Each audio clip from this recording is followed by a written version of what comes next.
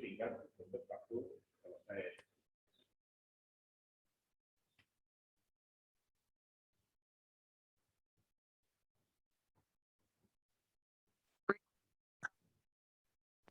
Tapi nanti bulan Sabtu sudah tahun. Nah, ya.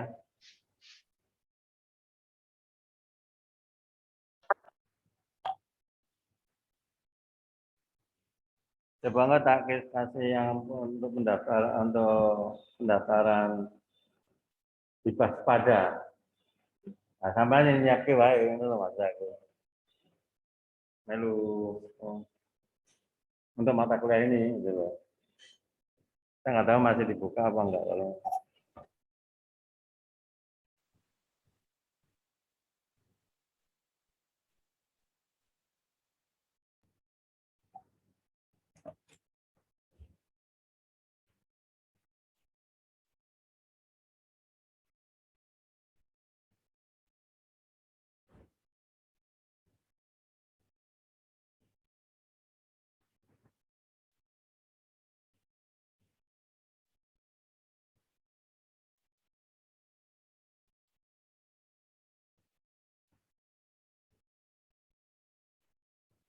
Kalau ini karena nanti saya hanya bentar aja lah. Langsung penjelasan materi aja.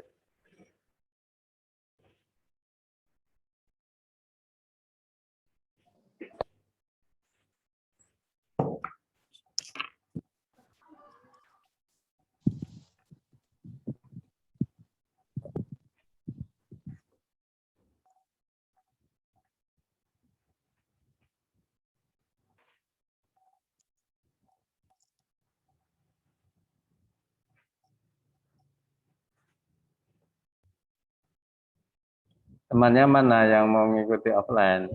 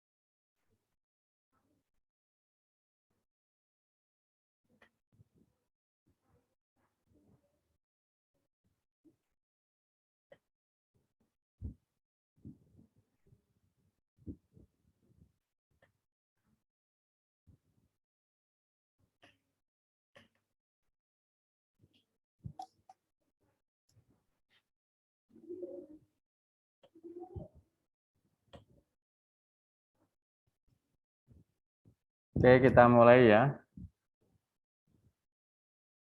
Assalamualaikum warahmatullahi wabarakatuh. Kita mulai dengan baca basmalah. Bismillahirrahmanirrahim.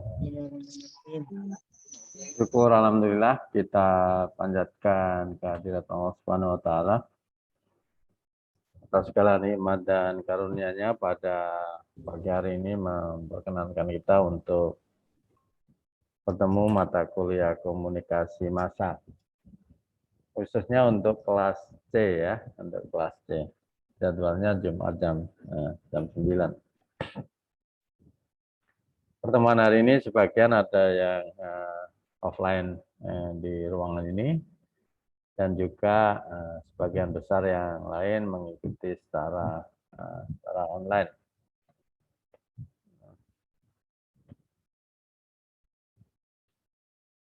Kuliah hari ini hanya akan menyampaikan pengantar dan pokok-pokok kajian yang akan kita diskusikan, kita kaji bersama-sama selama satu semester yang akan datang. Untuk mata kuliah ini saya tidak sendirian ya. Saya ditemani dan juga dibantu oleh teman saya, yaitu Pak Yusuf Mustaqim. Saya perkenalkan Pak Yusuf Mustaqim. Nanti akan membantu saya bukan hanya terkait dengan administrasi perkuliahan ya. Jadi kalau ada hal-hal yang terkait perkuliahan bisa mengontak beliau. Tetapi juga beliau punya kompetensi juga untuk berbagi pengalaman secara bergantian dengan saya untuk juga mempertajam mata kuliah ini. Saya perkenalkan beliau juga alumni KPI, ya, SKOMI, ya, SKOMI dan juga alumni Magister Studi Islam di UMY, yang konsentrasinya juga komunikasi massa. Karena kebetulan saya yang membimbing tesis beliau. Dan tesis beliau waktu itu saya minta atau saya aja untuk juga dipresentasikan di salah satu universitas di Thailand sama-sama saya. Nah, oleh karena itu nanti kadang saya, kadang beliau, kalau offline mungkin beliau yang offline, saya yang online atau gimana, nanti secara bergantian akan saya atur.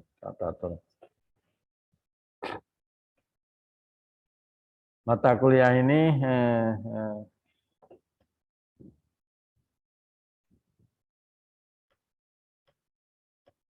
dua SKS ya, bobot 2 SKS. Yang online sudah bisa dilihat belum ya PowerPoint saya? Sudah, Pak. Sudah. Sudah ya? Sudah.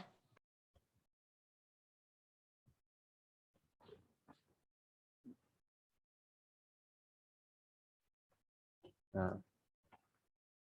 saya akan langsung masuk ke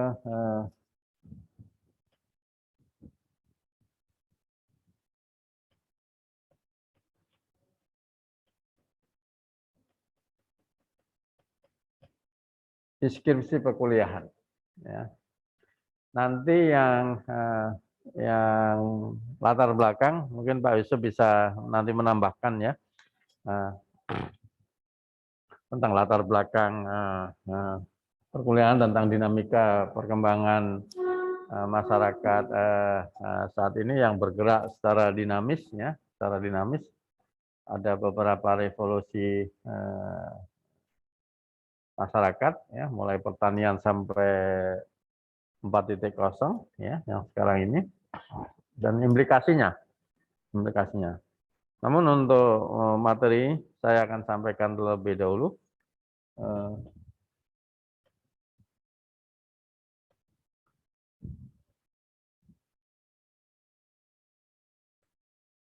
Teman-teman pasti sudah mendengar istilah global village. Apa itu global village?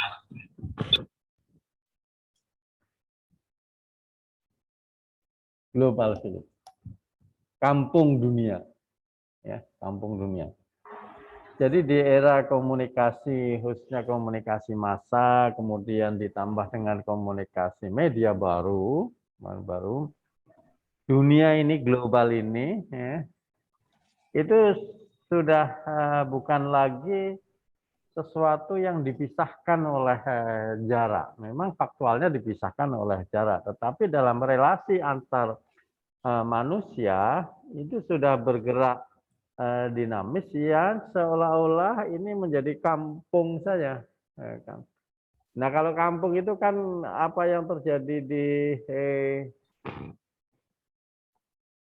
satu titik, tetangga sebelah udah langsung tahu kan, itu kan kampungnya. Nah, sekarang juga di dunia ini, apa yang terjadi di Indonesia saat ini dengan mudah diketahui oleh dunia lain, begitupun juga yang terjadi di dunia lain, itu dengan cepat diketahui oleh masyarakat Indonesia. Nah, sehingga dalam relasi ini itu sudah tidak ada lagi sekat-sekat geografis, ya. Bahkan akibatnya sekat-sekat ideologi, ya, sekat-sekat nilai itu terterabas, ya, terterabas oleh dinamika relasi yang begitu cepat di era global village ini, yang itu disebabkan oleh sebuah revolusi komunikasi informasi, dan lebih khusus lagi adalah komunikasi massal dan komunikasi media baru atau media sosial ya. Meskipun media sosial kemarin sudah sedikit kita singgung ya. Kita ketemu di mata kuliah komunikasi intra dan interpersonal, khususnya di komunikasi interpersonal juga sebagian sudah mulai menyinggung media baru, media sosial. Nah, sehingga apa yang akan kita pelajari di mata kuliah ini, paling tidak ada 3 aspek nanti yang akan kita bicarakan. Jadi ringkasan ya, secara garis besar. Alhamdulillah.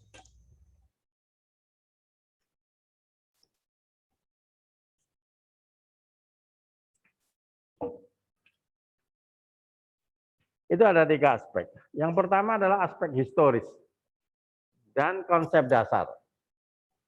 Ya, tentang sejarah perkembangan komunikasi manusia sampai pada tahapan yang sekarang, dan konsep-konsep dasar yang terkait dengan komunikasi massa.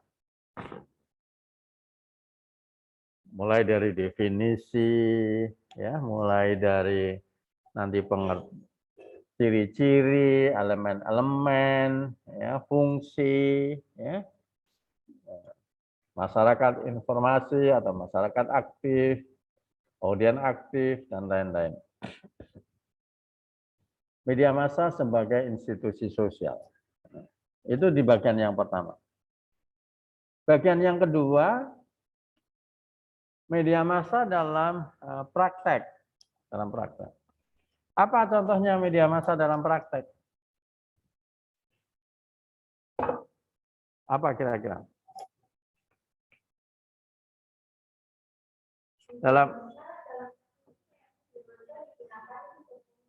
Ya, apa itu? Contohnya apa media massa? Penggunaan Instagram, Pak. Media sosial, Pak. Zoom ini media saja. Tapi komunikasi massa. Begitu Anda mendengar istilah komunikasi massa, apa sebenarnya yang terekam? Saya memahami pengertian itu sudah tertumpuk karena memang konsep media massa yang konvensional itu sudah tidak menjadi habit medianya generasi milenial. Saya ambil contoh misalkan, apakah hari ini Anda membaca surat kabar? Tidak begitu, Pak. Tidak ya? Tidak ya? Hari ini nggak membaca surat kabar ya? Enggak. 1 minggu terakhir membaca surat kabar? Enggak juga ya? Enggak juga ya. Mendengarkan radio? Enggak juga ya. 1 minggu terakhir? Enggak ya. Nonton televisi? Nonton, Mbak, nonton. Melalui kotak hitamnya loh ya, bukan melalui smartphone. Melalui kotak hitamnya, bukan melalui smartphone. Kalau smartphone itu sudah beda aplikasi. Ya. Masih nonton TV? Masih, Pak. Ada TV lah apalagi.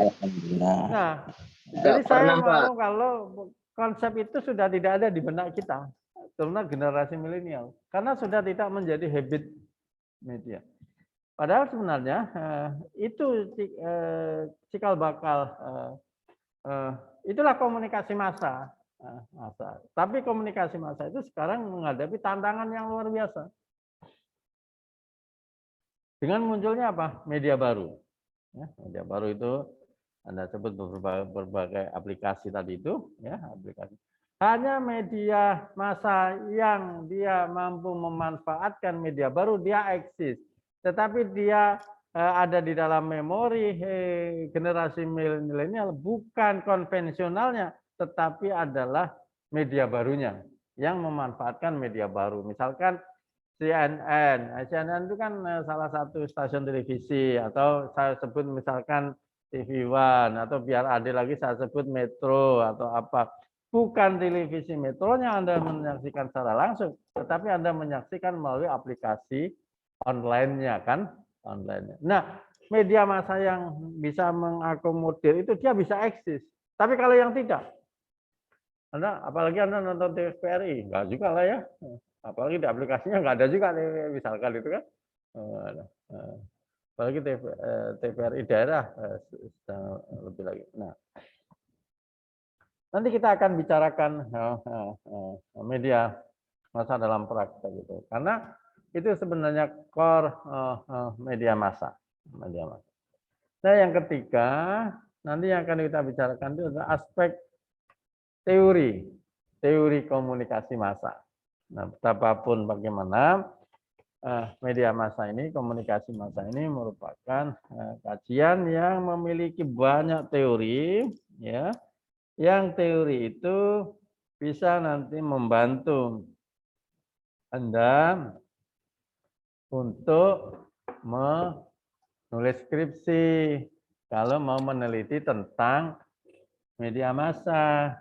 Bagaimana mau meneliti tentang radio, tentang televisi kalau kajian teoritisnya tidak tahu. Nah, maka nanti ada kajian yang berapa yang menyangkut teori-teori komunikasi massa. Nah, apa yang akan kita bicarakan?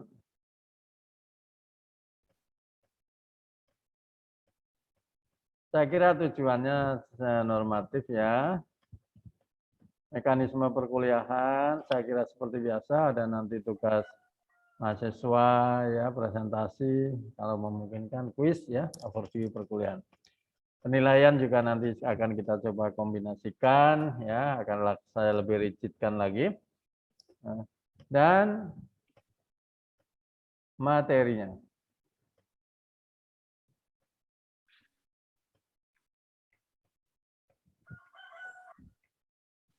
Pertama, hari ini kita akan bicara tentang kontrak belajar,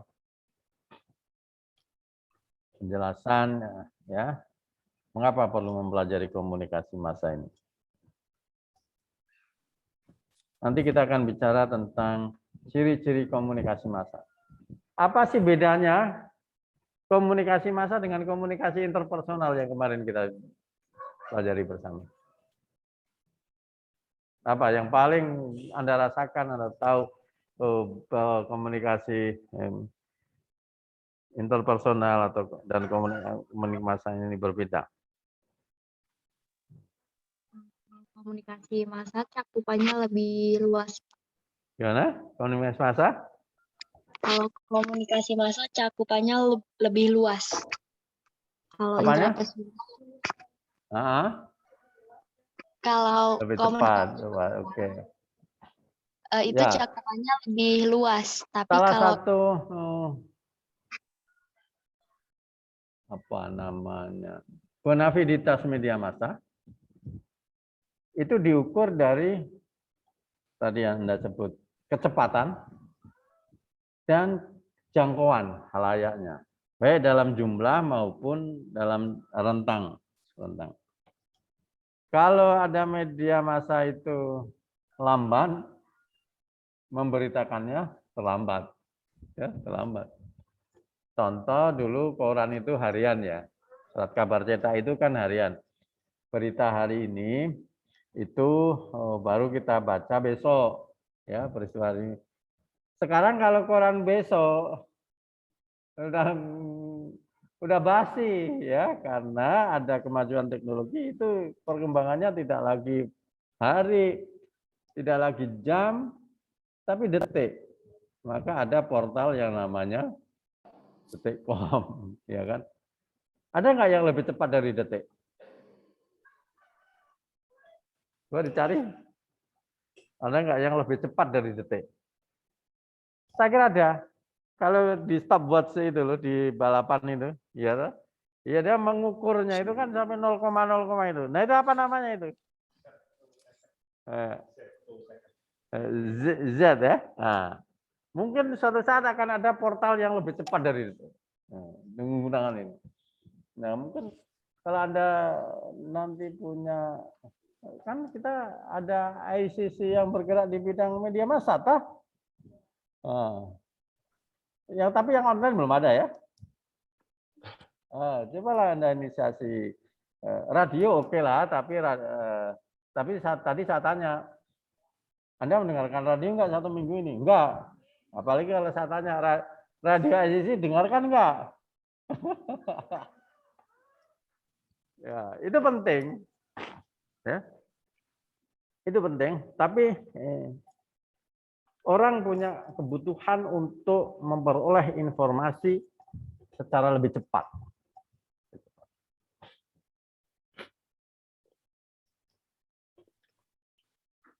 Nanti akan kita kaji di mengapa ini mata kuliah ini. Ciri-ciri ya perbedaan komunikasi massa dengan komunikasi yang lain. Ya. Karakter-karakter khususnya ini akan kita pelajari.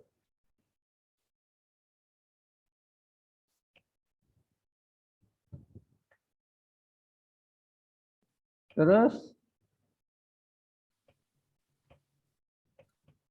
kita akan asal usul atau historisnya, aspek historisnya, ya.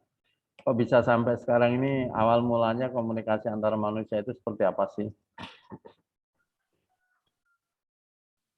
Mulai dari gestur, lisan, tulisan, ya. Dan proses komunikasi massa. Ini. Fungsi juga ya, ada fungsi informasi, hiburan, persuasi, transmisi budaya dan lain-lain.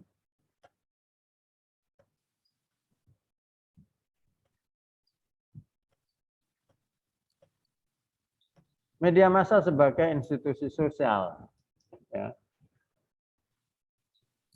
Apa yang membedakan komunikasi massa dengan komunikasi interpersonal dari sisi komunikatornya? Dari sisi komunikatornya apa kira-kira? Kalau saya bicara dengan Pak Yusuf, komunikatornya adalah jelas Yamin, dan komunikannya adalah Pak Yusuf. Tapi dalam komunikasi massa, siapa komunikatornya? Orang yang ini Pak, Siapa? yang bikin gitu, yang nge-share ke media seperti televisi. Hah? Prosuder Pak, Gimana? yang Oh, punya Admin radio. sendiri. Dia admin, dia yang menyampaikan admin atas nama dirinya atau atas nama siapa? Institusi atau lembaga Institusi. biasanya. Admin adalah aktornya, admin adalah oknumnya. Tapi admin itu mewakili siapa? Institusi atau lembaga, Pak. Iya Pak, institusi atau lembaga. Dalam komunikasi massa loh. Tadi ada komunikasi massa misalkan radio, televisi dan lain. Berarti mewakili apa? Mewakili lembaga itu kan. Nah, Iya, itulah Pak. yang membedakan dari sisi komunikatornya, bahwa komunikator itu sebagai institusi sosial. Ya. Surat kabar X, televisi X, dia tidak atas person, tetapi dia menjadi sebuah institusi sosial di tengah sistem, subsistem yang lain yang ada di masyarakat. Jadi media sosial merupakan subsistem dari sistem sosial yang ada. Nah, subsistem yang lain apa? Ada sistem ekonomi, politik, agama, dan lain-lain. Media salah satunya adalah media massa. Bahkan media massa itu pun dalam sejarah menjadi kekuatan. Nanti di dalam fungsinya fungsi kontrol. Ya, fungsi kontrol. Media massa menjadi pilar demokrasi yang keempat. setelah 3 pilar demokrasi menurut Trias Politika. Kalau Anda belajar sejarah ilmu pemerintahan, yaitu legislatif, yudikatif, eksekutif. Cuma dari 3 ini yang paling dominan itu eksekutif. Anda naik kereta api ada kelas eksekutif. Anda mau pesan yang kelas legislatif nggak ada. Apalagi mau pesan tiket kelas yudikatif nggak ada. Yang ada adalah kelas eksekutif. Itu. Nah, media massa salah satu negara dianggap demokratis apa tidak, salah satunya indikatornya adalah apakah media massa di negara tersebut dia tumbuh secara sehat sebagai lembaga kontrol pemerintah. Nah, nanti akan kita kaji, ada negara-negara yang otoriter terhadap media massa, ada negara-negara yang liberal terhadap media massa, ada negara-negara yang kalau Indonesia menganutnya dengan sistem pers bebas bertanggung jawab atau pers Pancasila. Nah, itu nanti kita akan bicarakan. Elemen komunikasi massa itu sama dengan elemen komunikasi pada umumnya, ada komunikator, isi, audien, ya, umpan balik, gangguan, gatekeeper. Nah, ada media massa dalam praktek. Surat kabar, radio, televisi. Salam. Dan media baru.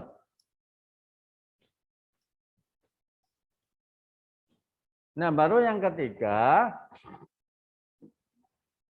yang akan kita bahas bagian ketiga itu adalah teori-teori komunikasi massa.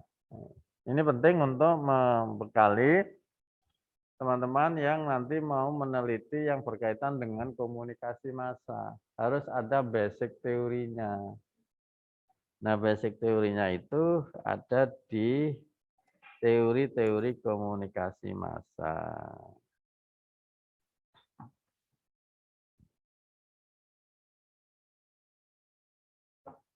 Apa yang disebut dengan teori jarum hiperdemik misalkan, ya. Ini teori klasik.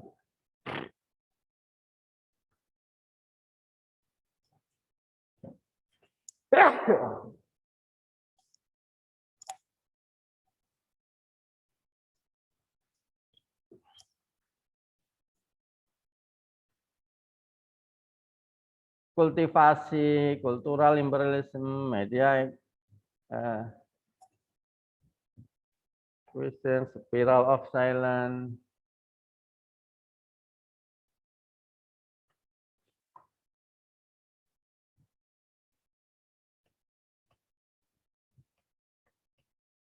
Ya, ada teori tentang teknologi, ketergantungan teknologi, difusi, inovasi, uses and gratification, agenda setting, ya. Media critical theory atau teori kritis media. Dan saya selalu akan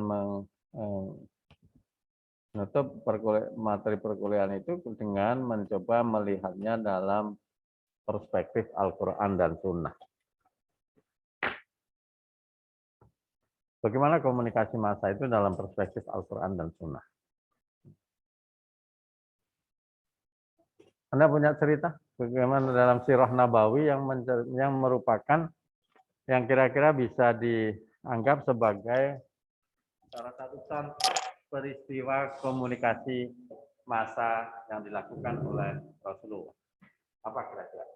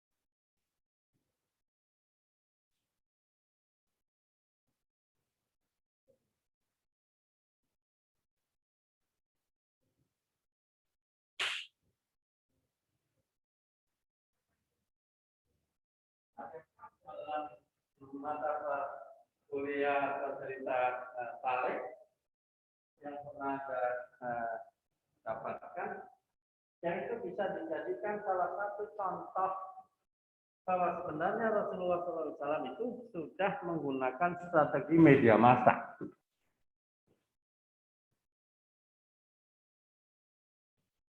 Ya, Anda lebih fasih lah ya membaca sejarah-sejarah Rasul. Salah satu contoh mungkin kalau saya tidak salah, ketika Rasulullah mengirim surat ya kepada para kerajaan-kerajaan, itu bisa dianggap sebagai sebuah contoh. Sebenarnya Rasulullah sudah punya satu cara berpikir bagaimana dakwah kitab punya tulisan. Nah nanti dalam banyak kasus Anda kan sering ada didalami di mata kuliah tafsir kan. Tafsir kan sering membicarakan terkait dengan pengertian makna ayat dan lain-lain itu ada. Coba kalau pas menemukan satu kasus yang bisa kita tarik atau kita lihat, kita diskusikan, kita kaji dalam perspektif komunikasi. Sebab Rasulullah itu bukan hanya sekedar seorang Rasul dan Nabi, dalam perspektif kepemimpinan beliau seorang leader, ya. Dalam perspektif manajerial beliau seorang manajer, dalam perspektif komunikasi beliau adalah seorang komunikator yang unggul. Dalam sejarah dakwah kan Anda membaca ya bagaimana Rasulullah mengajak orang lain untuk menerima Islam. Apakah secara dimulai dari apa?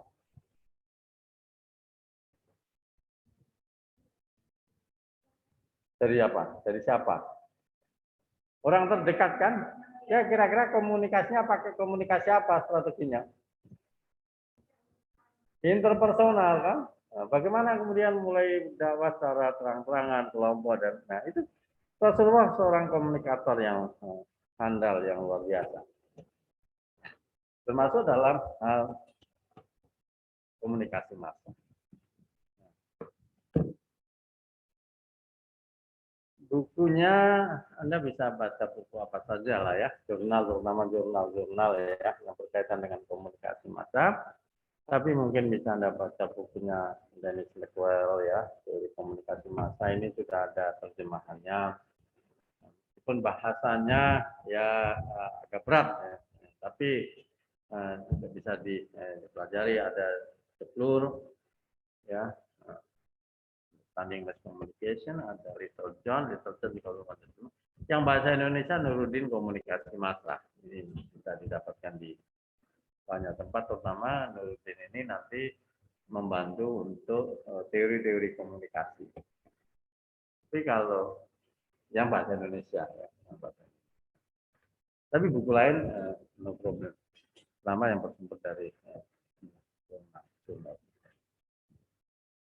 Nah ini kira-kira nanti materi ini kita post di ya di my class. Dan tentu mata kuliah ini memiliki relevansi kepentingannya yang luar biasa. Nah, untuk melengkapi latar belakang mata kuliah ini, tadi sudah saya perkenalkan ya yang baru datang. Saya akan ditemani oleh Pak Yusuf Mustaqim, ya, SKOMI MSI. SKOMI-nya dari mana? SKOMI-nya dari KPI FAI UMY. MSI-nya dari mana? Dari MSI Pasar Sarjana UMY. Tesis beliau tentang komunikasi massa. Kenapa saya ajak? Karena memang tesisnya tentang komunikasi massa. Khususnya terkait tentang paparan apa ya Pak Yusuf? Tentang pornografi di media massa dan media sosial. Gimana perlindungan keluarga muslim yang nah Saya siang hari ini untuk pertemuan ini saya akan cukupkan sampai di sini. Jadi inilah berantaranya ya, berantaranya yang akan kita kaji selama 1 semester. Ada 3 aspek. Aspek historis dan konsep dasar, ada media massa dalam praktek, dan ada teori-teori komunikasi massa. Nah, Anda sudah mulai mencoba mengkaji kalau media massa dalam praktek, kira-kira Anda punya interestnya kemana? Apakah audio, seperti radio, atau audio visual, televisi, atau cetak, atau media baru ya, nanti akan kita kaji juga media baru. Media baru itu media sosial dan ada yang gabungan antara media sosial dan media massa. Nah, coba mulai kalau memang keminatannya nanti pada riset-riset penelitian terkait dengan komunikasi massa, ya praktek. Nah, tetapi untuk meneliti media massa dalam praktik, Anda harus punya teorinya. Teorinya. Nah, nanti yang akan kita kaji. Apakah Anda akan meneliti tentang pengaruhnya, atau Anda akan meneliti tentang halayaknya, atau Anda akan meneliti tentang pesannya? Itu ada di teori-teori yang tadi itu. Nah, Anda mulai baca-baca, ini makhluk apa atau teori ini maksudnya, gitu kan? Konsep dasarnya seperti apa? Itu bisa mulai dibaca. Nah, dengan demikian, output mata kuliah ini saya kira teman-teman punya. Tidak harus mengetahui semua teori. Dan tidak harus ahli di semua media. Tapi Anda punya keminatan mana yang satu bidang dengan pendekatan teori, itu akan lebih punya daya hasil yang lebih daripada tidak semuanya. Ya kan? Kadang kita itu ingin semuanya tapi nggak dapat semuanya. Baik, mulai difokuskan. Saya akan tertarik pada kajian-kajian yang seperti apa. Mungkin itu pengantar kuliah saya siang hari ini. Saya beri kesempatan beberapa menit Pak Yusuf untuk menyampaikan tadi sedikit paparan melengkapi yang saya sampaikan sebelum saya akhiri. Meskipun Anda saya minta tetap kuliah presensi secara online di MyClass, tapi yang offline saya minta juga untuk mengisi, ya supaya saya punya data siapa-siapa yang hadir secara offline, karena yang hadir tidak sama dengan yang di list grup kita. Ini kelas A ya. Silakan Pak Ibu. Boleh. Saya mohon maaf. Ragu ini ditunggu oleh petani di Bugis. Karena hari ini tanggal 24 Mei adalah hari tani nasional. Dulu Pak yang itu petani. Oh, tulisannya kok apa?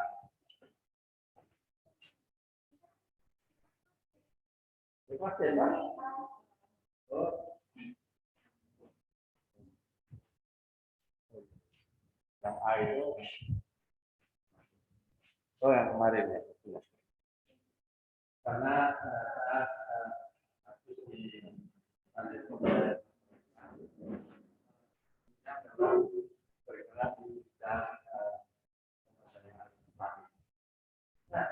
saya uang juga untuk jadi mahasiswa kali lihat ya itu disabilitas ya untuk kebutuhan tani peternak ada banyak teman-temannya branding komunikasi ya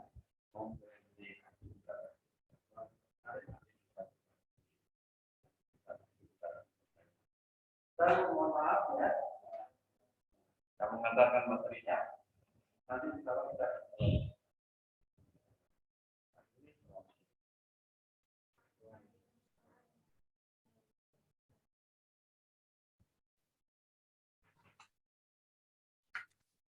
Baik, Assalamualaikum warahmatullahi wabarakatuh. Waalaikumsalam warahmatullahi wabarakatuh.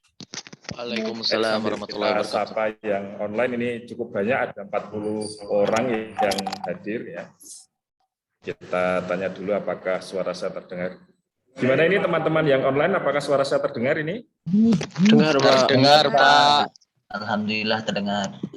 Alhamdulillah. Dengar Pak. Ya. Jadi kita melanjutkan paparan Pak Yamin ya, terkait dengan komunikasi massa. Nah, ini saya di kelas juga bersama dengan teman-teman dan saya akan share screen.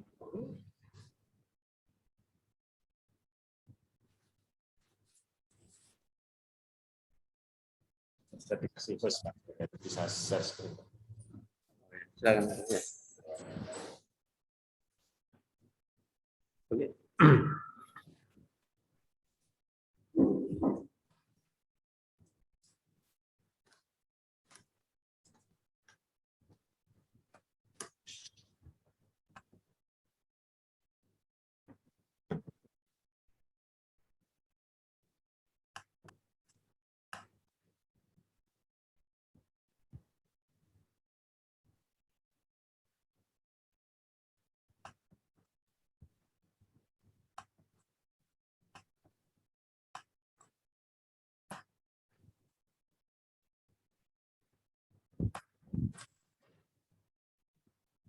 Oh, host ya. Ya, co-host, Pak. Berarti saya bisa close ya. Oke. Jadi kalau misalkan saya close, Anda tetap masih bisa.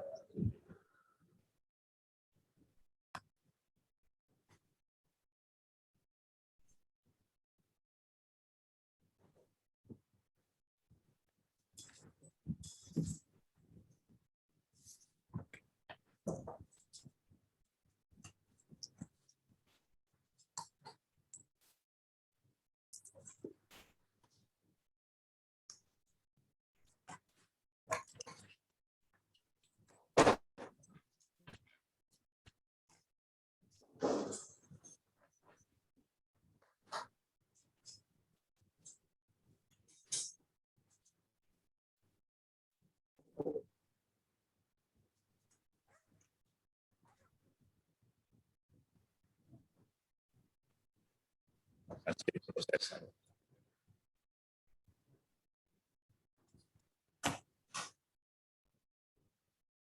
Oh, balat matikan.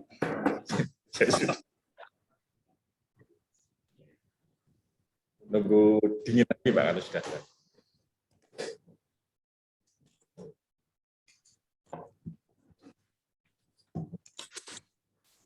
Baik, kalau ada pertanyaan dari Pak Yamin, apakah ini ada yang mendengarkan radio? Tidak ya. Nah, ini kita pakai masker ini termasuk noise. Ya. Baik, suara saya kedengaran jelas nggak? Ya. Minggu-minggu ini nonton CNN. Apa pertanyaannya? Harga masa tidak vaksinasi COVID-19. Terus Al Jazeera ada yang nonton? Enggak. Yang BBC? Enggak. Jadi kalau dulu orang Indonesia ini hanya nonton TVRI, kemudian RCTI, SCTV, Indosiar, surat kabarnya Kompas, Republika. Sekarang ternyata kita kontennya tidak itu lagi. CNN, kemudian Al Jazeera. Kalau itu kita harus, sekarang sudah disipit. Kita Google betul. Bahkan kita ini luar biasa. Jadi potongan-potongan surat kabar pun siaran televisi itu muncul di sana. Ini fenomena apa ya? Ini satu wilayah baru yang bisa diriset ini terkait dengan gaya konsumsi media. Jadi kalau dulu itu search, cari ya, orang mencari search engine, sekarang nggak perlu lagi search engine, tapi search engine. Jadi ditawarkan. Nah, informasi-informasi yang disajikan oleh dunia tentu menjadikan kita terbuka, wawasan kita terbuka, yang dulu butuh waktu berbulan-bulan nyampe, sekarang tidak. Kalau yang lokal apa kira-kira yang disajikan oleh Newsfeed, informasi terbaru terkait Bantul katakanlah gitu? Karena Google Feed, Newsfeed itu dia internasional iya, nasional iya, lokal juga iya.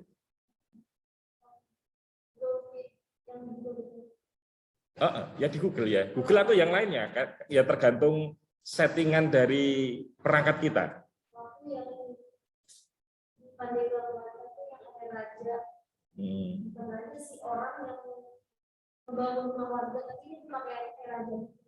Jadi setelah setelah kemarin Sunda Empire muncul kerajaan Angling Dharma. Ya, Angling Dharma. Nggak tahu mungkin sudah di belakang muncul kerajaan Dharma ya. Kerajaan Gamping, ya, Raja Kakak. Karena di sini itu ada situs budaya di sini ya, itu Gamping ya. Jadi dulu ada bukitnya, kemudian sering terjadi malapetaka, banyak yang meninggal, terus gimana agar tidak meninggal? Akhirnya harus dikasih korban.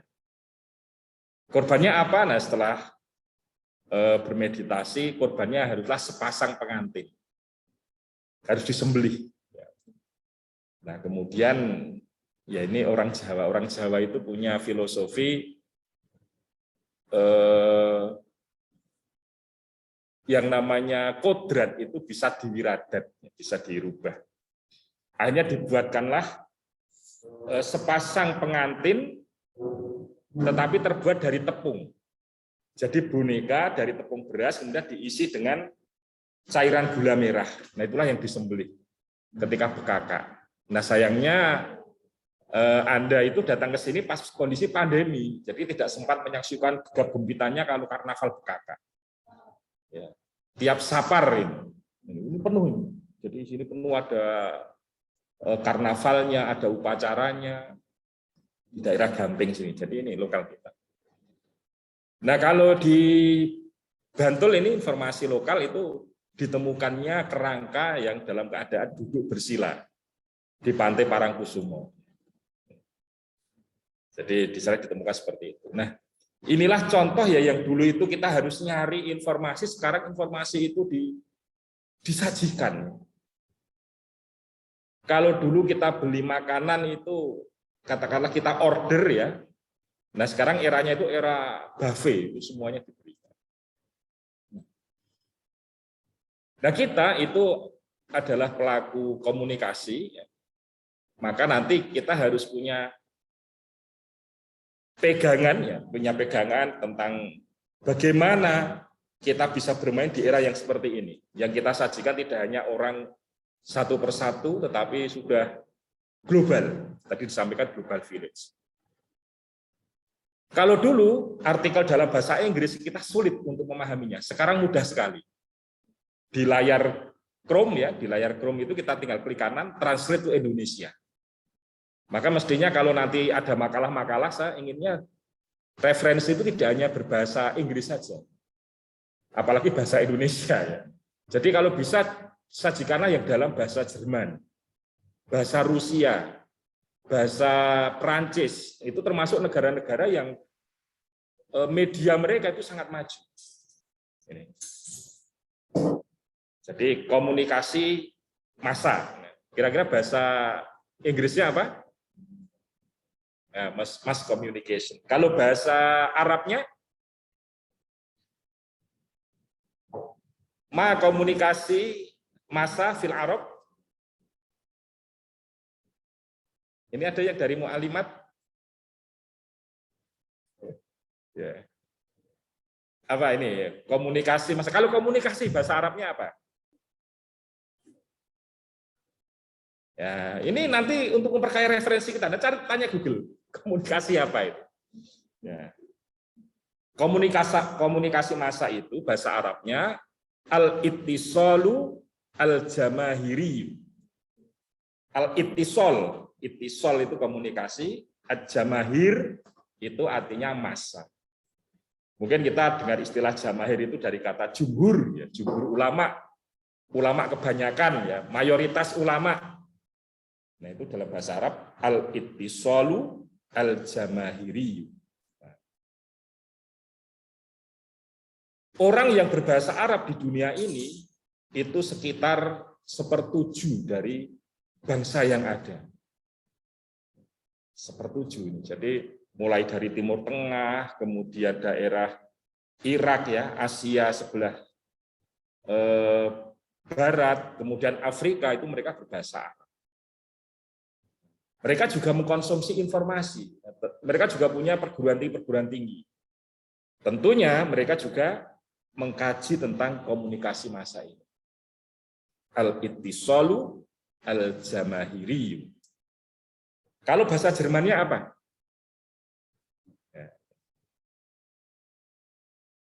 Nah, bahasa Jermannya itu mudah karena dia hampir sama dengan bahasa kita. Bahasa kita itu menyerap bahasa Belanda.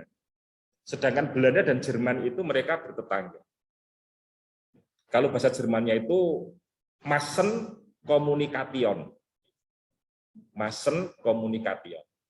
Nanti ketik, cari PDF gitu, kemudian nanti klik kanan translate to Indonesia.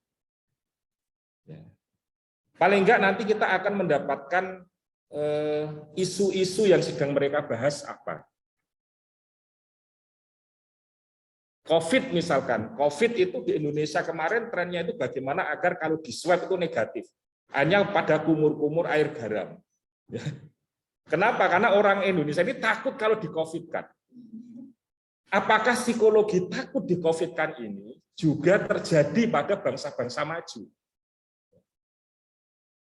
Kemudian di medsos kita lihat orang-orang yang sehat-sehat ketika disuntik vaksin pingsan, ya, atau ketakutan itu tidak disuntik, ya. Bahkan tentara juga takut, polisi takut. Nah, apakah ini juga terjadi di sana, ya? Ya jelas ini adalah termasuk salah satu bentuk fobia, tiranofobia, takut dengan jarum. Nah, apakah ada? Nah, apa konsen dari masyarakat sana terkait dengan COVID? Atau malah justru mereka melihat sisi ekonomi dari COVID ini? Ya, di Jerman mereka menemukan AstraZeneca, kemudian kalau Cina Sinovac. Nah, kemudian dibalik kemarin haji tidak bisa masuk, ya, karena apa? Masalah jenis vaksin yang digunakan. Ya, baik.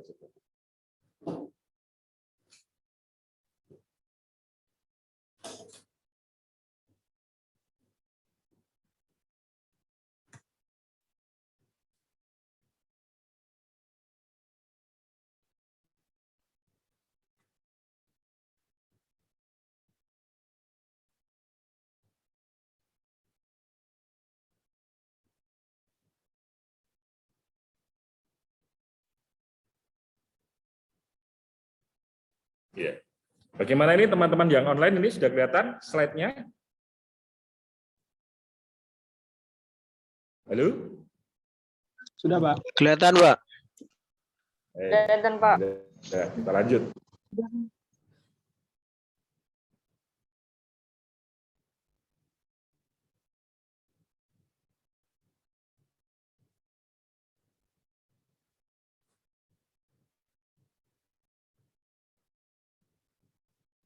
Iya.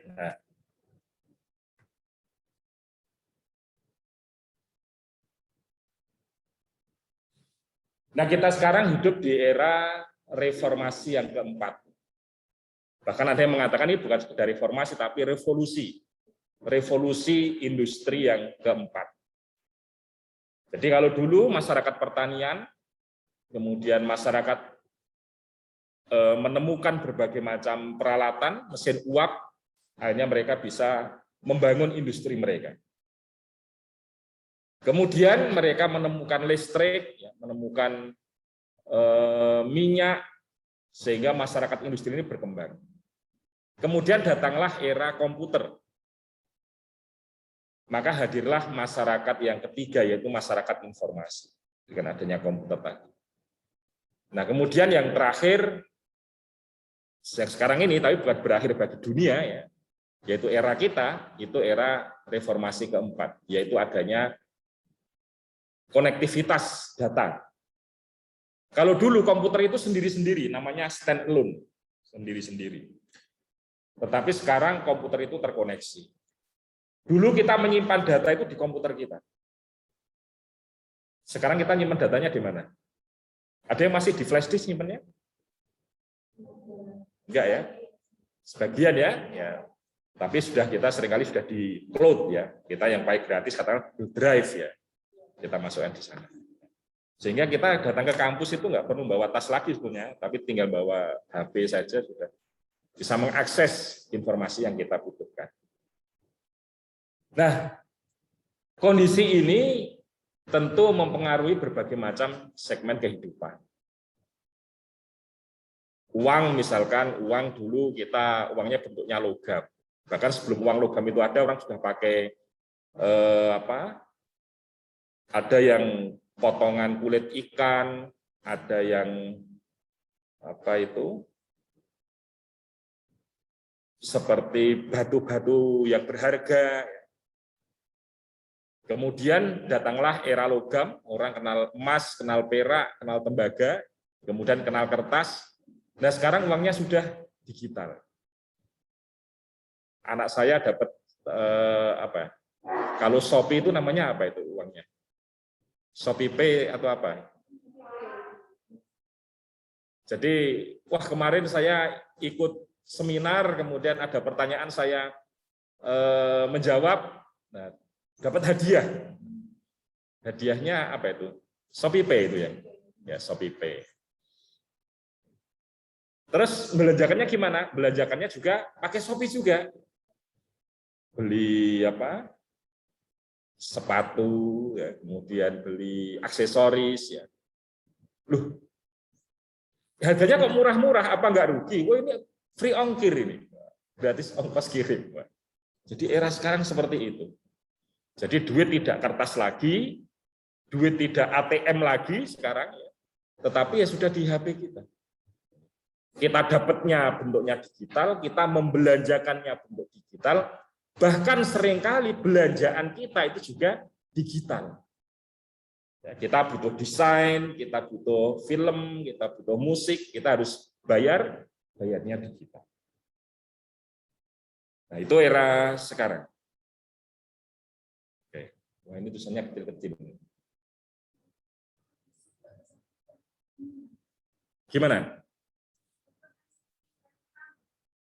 Sekarang sudah pindah belum? Di Zoom masih slide pertama ya.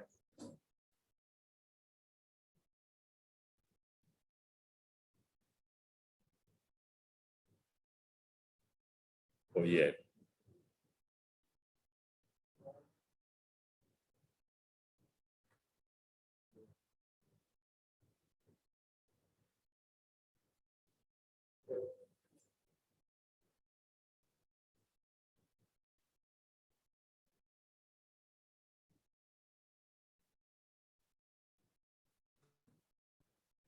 Di Zoom-nya masih slide pertama, ini belum masuk slide ini.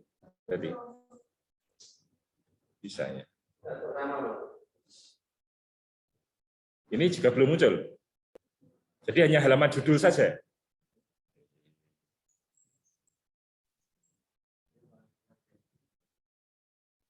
Ya baik, ini yang di Zoom ini dengar dulu aja ya.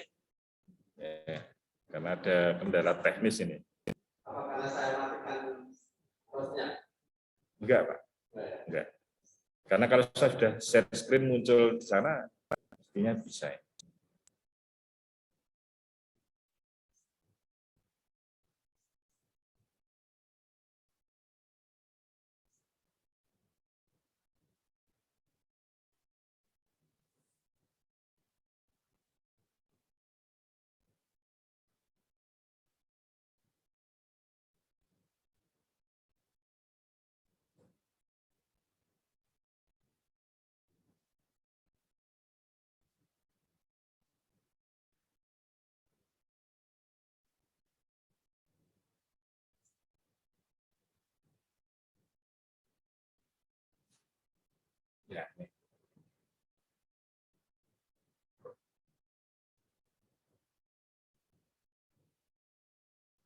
di Jepang itu ada tren sekarang, yaitu adanya teman robot, ya. Teman robot. Jadi teman robot ini mayoritas perempuan. Mayoritas perempuan. Jadi emang selain untuk menemani ya, menemani baik dalam kata yang benar ataupun dalam tanda petik. Karena dia sekarang sudah bentuk tubuhnya itu sudah tidak bentuk tubuh yang robot ya. Maksudnya robot itu ya siku atau apa, tapi sudah bentuknya itu seperti manusia, sudah elastis betul. Nah, dia sudah terkonek dengan internet, kemudian dia bisa diprogram. Jadi ngerti ketika kita pulang dalam keadaan capek itu dia ngerti, dia menyapa. Maka besok istri-istri itu mungkin suami-suami itu akan digantikan dengan pasangan robot. Nah, itu hanya mungkin terjadi ketika ada artificial intelligence. Saya punya teman ya, rektor Akprin. Namanya Dr. Amir Hamzah. Nah, beliau belajar tentang manajemen data dari artificial intelligence ini. Nah, kemudian ada teman juga, Dr. Nopriyadi Hermani, itu di Teknik Fisika UGM, itu tesisnya itu tentang the model. Jadi mesin itu bisa berfungsi dengan baik ketika dia diberi banyak model. Nah, seperti Mbak-mbak ini kan bajunya modelnya bermacam-macam. Bajunya macam-macam. Nah, model baju ini adalah cocoknya untuk kuliah. Tetapi kalau bajunya ini adalah untuk tidur, nanti modelnya lain lagi. Kemudian baju untuk sekolah, tidur, untuk olahraga. Nah, olahraga lain lagi. Nah, sehingga untuk menciptakan behavior, perilaku itu butuh koleksi model-model ini. Jadi robot itu tidak harus bentuk orang, bentuk hewan ya, tapi pintu juga bisa, pesawat juga bisa, itu diberi robotnya. Itu perlu data, yang data itu nanti menjadi model. Nah, berarti kalau yang robot perempuan Jepang tadi, itu dia harus bisa cara pakaiannya seperti apa. Kemudian bisa nyanyi apa. Kemudian data tuannya itu kalau pulang jam berapa. Nah, ini. Nah, oleh Pak Nopriyadi tadi, jadi ribuan data itu nanti itu akan dilihat apakah ada penyimpangan atau tidak. Nah, ternyata dari ilmu the model untuk robot bisa diberikan juga kepada manusia. Jadi manusia ini berperilaku apapun itu tergantung data-data yang dimasukkan kepada dia. Misalkan ya, orang itu pemboros. Pemboros ini bisa karena data yang masuk kepada dia itu adalah data boros tadi. Keluarga yang berasal dari dunia pertanian tadi, atau ini ada yang dari dusun nggak ini? Dari desa? Ada dari desa. Ya. Orang desa itu baru bisa mendapatkan hasil itu setelah menunggu 3 bulan. Beda dengan tukang ya, yang dia itu seminggu sudah ada hasil. Apalagi transmigran yang bapaknya itu tanam karet sejak awal sampai dengan panen itu butuh sekitar 6 tahun. Bayangkan mereka itu harus menghemat uang selama 6 tahun agar bisa hidup. Nah, sedangkan yang buruh, tukang beca atau tukang batu itu, bahkan yang tukang beca itu pagi pergi kemudian pulang bisa jadi dapat uang yang sangat banyak. Nah, maka nanti ada perilaku ya. Perilaku yang berbeda. Nah, kenapa orang Cina itu bisa sangat kaya, sedangkan orang Jawa itu kebanyakan miskin? Ya salah satunya filosofi, data yang masuk lagi. Orang Jawa itu punya filosofi, obah mamah. Ini ada yang dari luar Jawa nggak ini? Saya nggak tahu ini Pak Yamin menggunakan filosofi ini nggak? Obah mamah, ya. Kemudian mingset geget. Ya. Obah itu artinya bergerak. Kalau orang itu mau bergerak, pasti dia akan mamah. Mamah itu mengunyah. Ya. Mingset geget, orang yang mau berpindah tempat, dia akan mendapatkan sesuatu. Nah ini orang Jawa seperti ini itu ya bisa jadi dia akan positif, dia punya optimisme kalau kerja dapat hasil, tetapi bisa juga menjadi negatif. Buat apa kita nyimpan, buat apa kita saving, buat apa kita investasi, buat apa kita membuat planning usaha selama puluhan tahun. Nah karena tidak punya planning, tidak punya kemampuan saving, ya usahanya pasti kecil-kecil terus. Karena bisnis yang besar itu butuh kapital yang besar. Dan itu hanya mungkin kalau akumulasi kapital itu dalam waktu yang cukup lama. Nah ini kan data ini. Data yang masuk kepada individu menjadi model akhirnya memunculkan perilaku. Sekarang tren. Apa? Kalau di kalangan laki-laki itu ada bachelor party. Apa itu bachelor party? Jadi sebelum laki-laki itu menikah, ada pesta bujangan. Ya, ternyata di kalangan perempuan pun juga ada bridal shower. Wah, ini. Saya itu dengar istilah itu, wah ada ini. Ini kan artinya kan memandikan pengantin ya. Tapi kan intinya kan ya teman itu ya pesta-pesta ke teman-temannya karena nanti akan menikah. Nah dari sana itu sudah muncul sebetulnya data yang jadi model, yaitu memandang bahwa pernikahan itu adalah mengungkung. Yang tadinya bebas, merdeka, menjadi terikat, terkungkung. Nah, ini jadi masalah juga.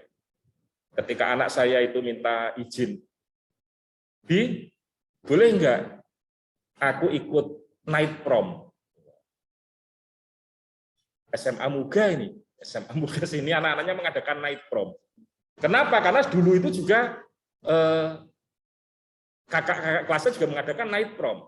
Saya tanya, night prom itu acaranya seperti apa? Oh, acaranya nanti di hotel, nanti pelepasan, ya kemudian ya pesta-pesta.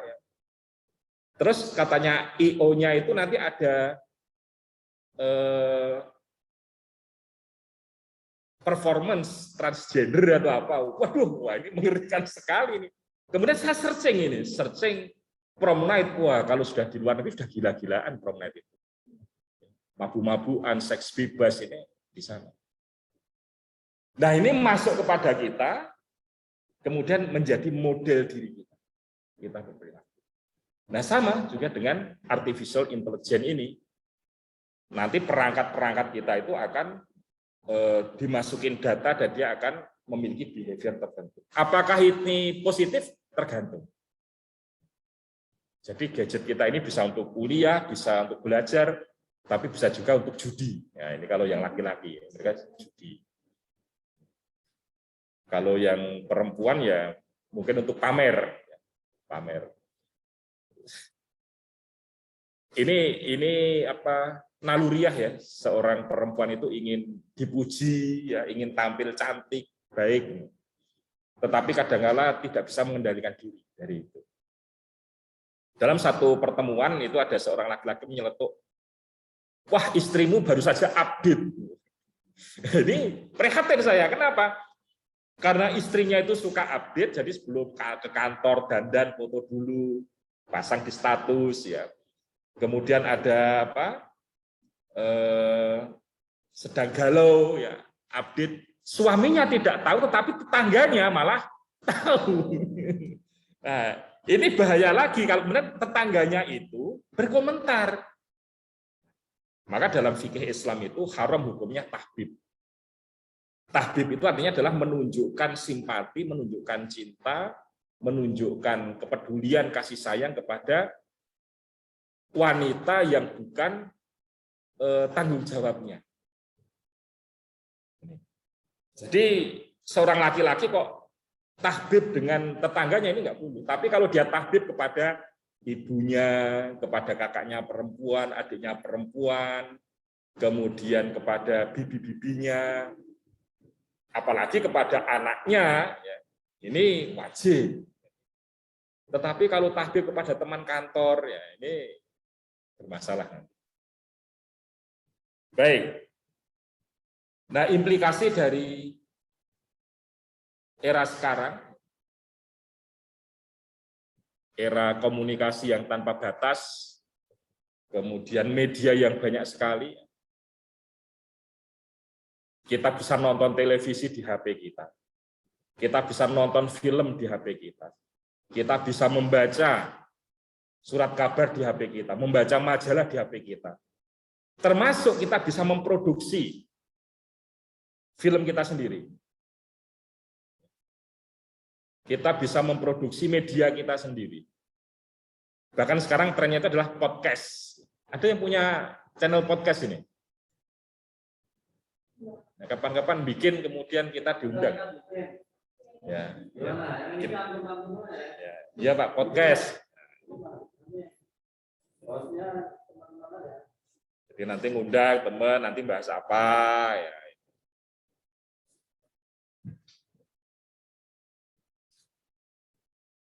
Nah, kalau dalam dunia bisnis jelas persaingan semakin terbuka. Termasuk kita juga mungkin ada yang ingin bekerja. Saya yakin ini semua kuliah ini tujuannya bukan hanya untuk mencari ilmu kan, tetapi kuliah ya bagaimana kita nanti bisa masuk ke dunia usaha untuk mencari nafkah, apakah itu bekerja ataupun berwirausaha. Nah, persaingan semakin terbuka.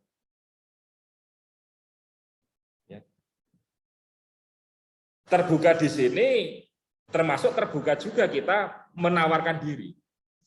Ada yang punya akun LinkedIn,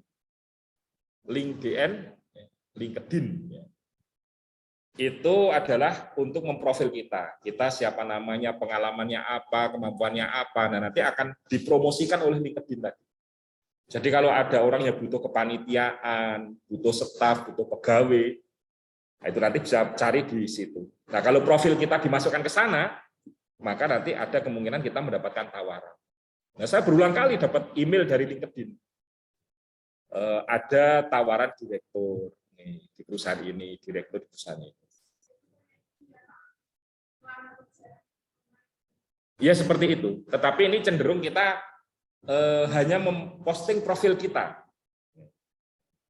Kita nggak tahu pekerjaan apa yang akan kita masuki nanti di perusahaan mana, tetapi kita sudah menyatakan kita ready. Itu seperti halnya guru juga demikian. Guru itu kemampuannya apa, kemudian nanti ditunjukkan dengan apa? Ya bukti-bukti lah kalau kita itu memiliki kemampuan itu ya, sertifikat-sertifikat. Dan nanti kalau ada klien kita akan diberinya. Kemudian sumber informasi semakin banyak dan kita semakin banyak pilihan. Dunia terasa semakin sempit. Nah ini kalau sisi negatifnya, sisi positifnya semakin luas. Di era pandemi ini ada wisata ya, wisata secara virtual. Ya, saya kangen Bali. Ya, biasanya kalau normal itu setahun ya rata-rata 2 kali saya ke Bali. Nah itu untuk mengobati rasa penasaran seperti apa sih keadaan Bali sekarang. Itu saya ketik saja ada wisata virtual yang itu berupa platform, bisa juga berupa Google. Ya, dengan Google Street kan kita bisa jalan kan. Google Street dan kayaknya Google Street ada pembaruan ya. 2020 Februari itu fotonya baru-baru. Nah ini dengan Google Street View, ya kita bisa jalan-jalan kemana-mana, mengobati kerinduan kita di kampung gitu, atau kita pernah ke kota mana. Kemudian di YouTube itu ada yang memang mendedikasikan diri untuk city tour. Dia pakai GoPro, kemudian berkendara sambil berkomentar. Ini Ring Road Barat, ini mahasiswa belum banyak yang hadir, ya ditunjukkan, masuk ke kampus pakai GoPro itu. Nah, itu berbasis request, tiap hari dia upload video. Misalkan besok lagi pengen lihat Malioboro, ini ada request untuk melihat Malioboro. Nah, ini saya jalan dari utara ya, dari utara. Oh, ini sekarang ada perbaikan gorong-gorong ini. Ada perbaikan jaringan bawah tanah. Ini Jalan Ahmad Dahlan sangat padat. Oh, ini sudah ada bis pariwisata 112. Ini tiap hari di YouTube dia posting itu. Dan dia dapat duit. Nah, kalau seperti ini kan kita sempit atau luas ini ya tergantung. Kalau seperti itu berarti kita bisa lihat setiap hari jalan-jalan. Saya mau pergi ke London. Udah pakai Google Street View. Atau kalau kemudian ada yang tadi dia jadi vlog tour tiap hari, dia bisa. Kita lihat di sana. Tetapi memang sensasinya beda. Kalau di YouTube itu kan ya kita hanya ikut menu yang dia tawarkan kan. Tapi kalau Google Street View itu kan kita memang jalan kan. Jalan, sana ada apa ya, belok lagi. Sana ada apa.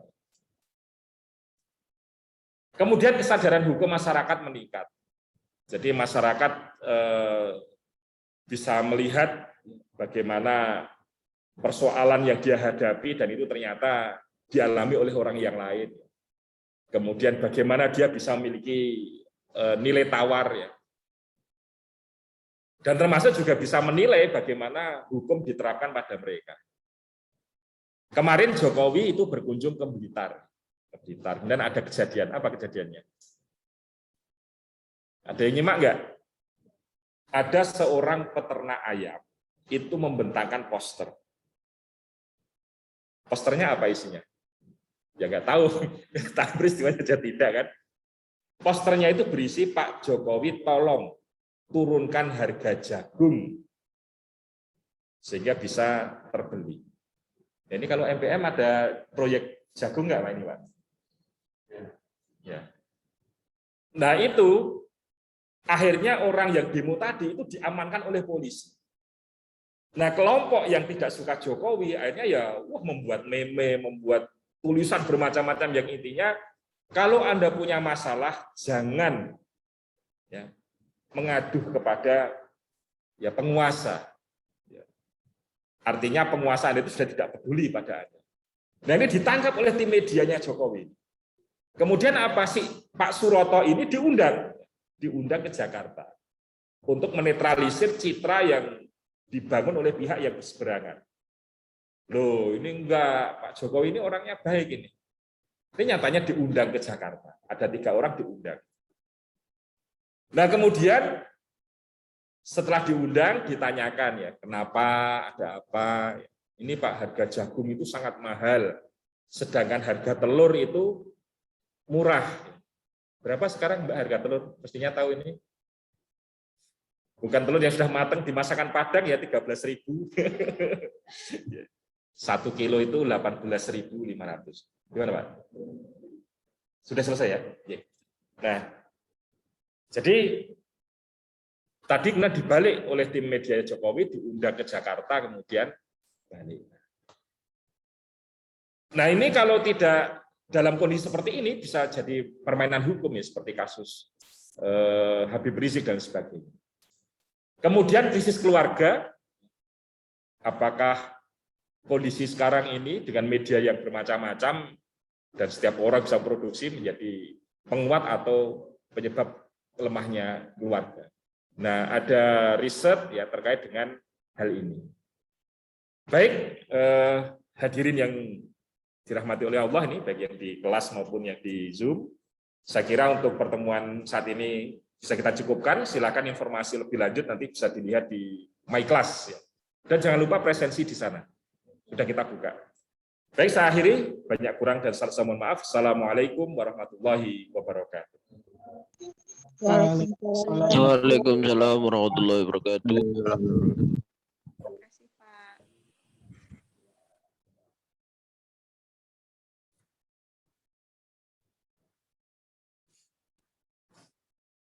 Baik, saya N, teman-teman ini.